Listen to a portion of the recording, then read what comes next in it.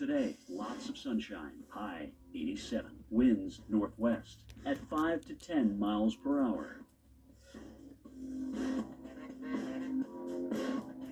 Tonight, generally clear, low 66. Winds light and variable.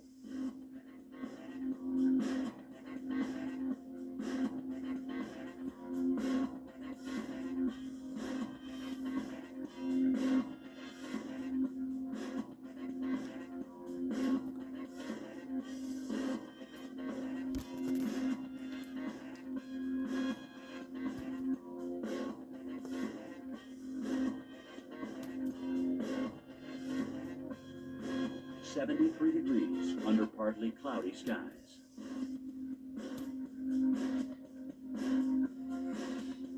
Thank you. Here's our local Doppler radar.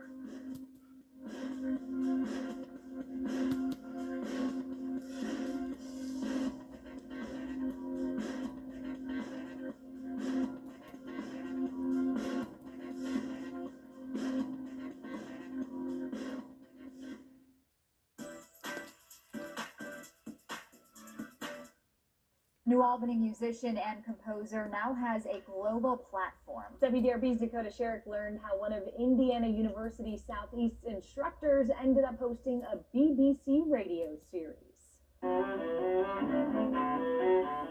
John Silapayamanat has spent his life dedicated to music, playing it, composing it, and researching its history. Now the Indiana University Southeast instructor is sharing his knowledge with the world through BBC Radio. How can what we know about Western classical music be situated as a part of a global history that includes other classical traditions too?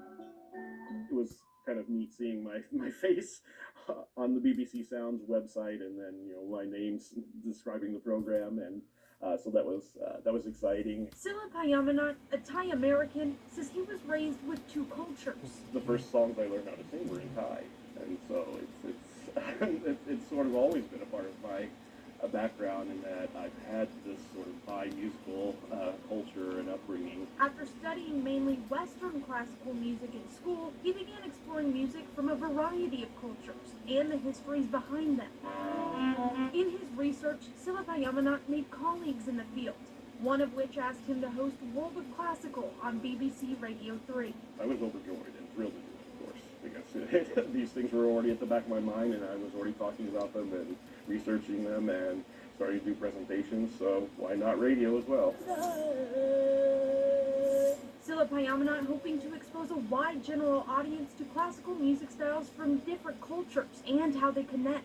Just to be able to share all these different types of musics and show how they're not so different, and they're not as different as we think, and there are a lot of interconnections between them, and the histories around them. The first of 3 episodes has aired, gaining immediate support and praise for the show's debut. Not only from friends and family, but from listeners abroad. Having all these people I've never met before just posting about it and saying, this is a wonderful show, I'm going to use this to teach in my classroom, or things like that. I mean, just the whole event was very gratifying and satisfying, and I hope that it does help open up conversations. In New Albany, Dakota Sherrick, WDRB News. He is very talented. Super talented. I'm blown away. Well, the second episode of World of Classical will air on Sunday. We will have a link to tune in on WDRB.com. 3 people put in handcuffs with police pointing guns at them, but they did nothing wrong. WDRB investigates what happens when the wrong people get caught in the middle of a SWAT raid. Feels with. To police, it was a normal day on the job. Wait for the what? Okay. I got cover, Chief. Cover your head, You, out now. Walk to me, hands up, But for these two, it was anything but that. Just walk to me, hands up. Don't do this, oh my God. Walk this way. Roy Stucker and Courtney Brown Porter were doing the job they were hired to do. Relax. painting the inside of a house when police bashed in the windows. Hey, relax, just relax, just relax. And put them and their 11-year-old daughter in handcuffs. That was our second day of painting. The residence was vacant. But back on the back, the carpet had already been ripped out. They were not who police were looking for. This is the police department. You are in the basement. Come upstairs now with your hands up. And the lawsuit they filed claims police did not do their due diligence in executing a search warrant. They were using stale information that was many weeks old. Police were looking for an alleged drug dealer, someone Stucker and Brown Porter had nothing to do with. But it's what's been discovered since the lawsuit was filed that has their attorney Josh Rose even more worried. I was shocked. At the top of training material used by some LMPD officers is this quote: "There is no hunting like the hunting of man, and those who have hunted armed men long enough and liked it never really cared for anything else thereafter." The police are there to protect and serve, not to hunt anyone. What is the training? How does it play a role in what police are doing? Just relax and calm And down. how did these two people get caught in the middle? Thursday on WDRB News at 6 and 10. Changes are coming to the Expo Center. During events, people usually dodge this traffic by taking an Uber or a Lyft. But now using a rideshare could be just as big of a headache. WDRB's Christy Batista and photojournalist Josh Horton explain it's about a 5-minute walk from where you get dropped off.